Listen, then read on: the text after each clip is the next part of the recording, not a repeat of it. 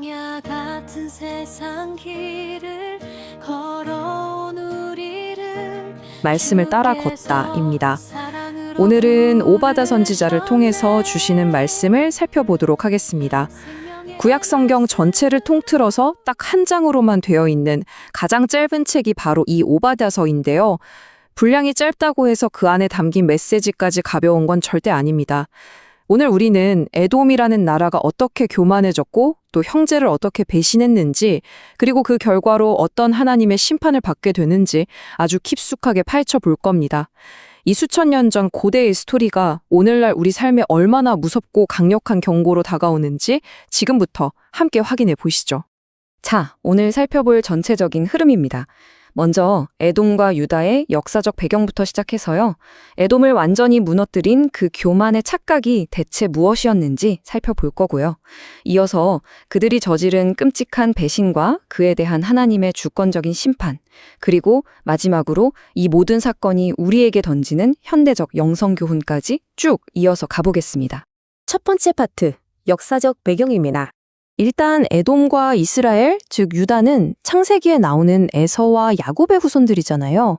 핏줄로 묶인 형제의 나라였단 말이죠. 그런데 기원전 586년에 유다가 바벨론 제국한테 아주 처참하게 짓밟히고 멸망을 당합니다. 자, 이때 형제 국가였던 에돔이 어떻게 했을까요? 도와줬을까요? 아니요, 안 도와준 건 물론이고요. 오히려 유다가 망하는 걸 보면서 조롱하고 도망치는 난민들을 약탈하는 정말 어처구니 없는 배신을 저지릅니다. 그리고 바로 그 직후에 오바댜 선지자를 통해서 이 모든 걸 지켜보신 하나님의 심판 예언이 뚝 떨어지게 되는 거죠. 여기서 오바댜라는 이름의 뜻이 참 재밌는데요. 여호와의 종이라는 뜻입니다. 구약의 21번째 책이고 소선지서 중에서 제일 짧은 딱 21절짜리 책이죠. 근데 여러분, 진짜 중요한 건 분량이 아닙니다. 이 짧은 책 안에는요, 하나님께서 세상 모든 나라와 민족들의 행동을 얼마나 현미경처럼 들여다보고 계시는지 도저히 빠져나갈 수 없는 엄청난 메시지가 꽉꽉 채워져 있습니다. 두 번째 주제, 교만의 착각입니다. 도대체 에돔은 뭐가 그렇게 잘나서 자기들이 천하무적이라고 착각했던 걸까요? 오바댜 1장 3절을 보면 진짜 뼈 때리는 말씀이 하나 나옵니다. 너의 마음의 교만이 너를 속였도다. 에돔이 망한 진짜 이유가 바깥에 있는 어떤 막강한 군대 때문이 아니었다는 거예요. 자기들 마음속에 깊게 뿌리내린 썩어빠진 교만. 우리는 우리 힘으로 다 할 수 있어 하는 그 눈먼 자기 확신이 결국 스스로를 파멸로 몰고 갔다는 겁니다. 에돔 사람들은 자기들이 사는 동네를 너무 믿었어요. 깎아지른 듯한 바위 절벽, 그 높은 곳에 있는 천혜의 요새였거든요. 그 유명한 고대 도시 페트라가 바로 여기입니다. 게다가 대만의 지혜라고 해서 자기들의 똑똑함에 대한 자부심도 엄청났죠. 하지만 하나님 앞에서는 어떨까요? 네가 독수리처럼 저 높이 하늘을 날아다녀도 내가 거기서 널 바닥으로 끌어내리겠다. 이렇게 말씀하십니다. 지리적으로 아무리 높은 곳에 숨어 있고 아무리 똑똑한 척을 해봐야 인간의 교만은 절대 하나님의 주권적 통치를 벗어날 수 없다는 걸 아주 확실하게 보여주는 대목이죠. 이 심판이 얼마나 철저하게 일어나는지 성경은 도둑의 비유를 들어서 설명하는데요. 여러분, 집에 도둑이 들어도 자기들이 가져갈 수 있는 것만 훔쳐가지 살림살이를 다 털어가진 않잖아요? 포도를 따는 농부들도 땅에 떨어진 찌꺼기 정도는 남겨두거든요. 그런데 하나님의 심판은 차원이 다릅니다. 에돔이 꽁꽁 숨겨둔 보물부터 그들이 자랑하던 모든 것들까지 정말 단 한 톨도 안 남기고 싹 다 털리게 될 거라는 거죠. 감춰진 교만에 대한 하나님의 심판이 얼마나 예고 없이 그리고 철저하게 쏟아지는지 짐작이 가시죠? 세 번째, 형제를 향한 배신입니다. 언약으로 묶인 형제가 피눈물을 흘리며 죽어갈 때 에돔이 했던 행동들, 이건 정말 도덕적으로 용서받을 수 없는 최악의 범죄였습니다. 이 과정을 보면 참 소름이 돋습니다. 무관심이 어떻게 진짜 끔찍한 폭력으로 변해가는지 그 단계가 아주 적나라하거든요. 첫 번째는 그냥 멀리 서서 방관했습니다. 나랑 상관없어 하는 무관심이죠. 근데 두 번째 단계로 가면 유다가 망하는 걸 보면서 속으로 통쾌하며 조롱합니다. 세 번째는요, 직접 손을 뻗어서 형제의 재산을 약탈하는 물리적인 폭력을 가하죠. 그리고 마지막 네 번째 단계에서는 도망치는 유다 사람들의 길목을 막아서 바벨론 군대에게 넘겨버리기까지 합니다.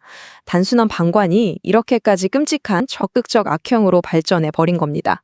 네 번째, 하나님의 주권적 심판입니다. 이렇게 선을 넘어버린 에돔의 악행에 대해 하나님이 과연 가만히 계셨을까요? 절대 아니죠. 여기서 우리가 꼭 짚고 넘어가야 할 아주 중요한 단어가 두 개 나옵니다. 첫째는 묵시인데요. 이건 사람이 그냥 예측해서 던지는 말이 아니라 시공간을 초월해서 선포되는 하나님의 100% 확실한 메시지라는 뜻입니다. 둘째는 여호와의 날입니다. 자기 스스로를 높이면서 잘난 척했던 모든 교만한 자들이 결국 하나님의 절대적인 심판을 받게 되는 그날을 말하죠. 하나님은 에돔이 뒤에서 은근슬쩍 동조하고 침묵했던 그 모든 순간들을 다 지켜보고 계셨고, 고통받는 자들이 흘린 눈물을 하나도 빠짐없이 전부 기억하고 계셨던 겁니다. 결론은 아주 심플합니다. 온 우주의 역사를 움직이시고 모든 나라를 통치하시는 진짜 주권자는 오직 단 한 분이십니다. 겉보기에는 나라들끼리 전쟁하고 정치적으로 힘겨루게 하는 것 같아 보여도 그 모든 주도권은 오직 하나님 손에 있다는 사실이죠. 에돔이 그렇게 믿었던 튼튼한 동맹국들이나 지리적인 이점 같은 건 하나님의 그 절대적인 권위 앞에서는 그야말로 아무것도 아니었다는 걸 우리가 반드시 기억해야 합니다. 마지막 다섯 번째, 현대적 영성 교훈입니다. 자, 이쯤 되면 이런 생각이 드실 거예요. 그래서 이 수천 년 전 옛날 이야기가 지금 나랑 무슨 상관인데? 놀랍게도 이건 지금 우리들의 이야기와 정확히 일치합니다. 에돔이 의지했던 바위 요새, 오늘날 우리한테는 뭘까요? 바로 통장 잔고가 주는 재정적인 든든함이나 사회적인 지위 같은 것들입니다.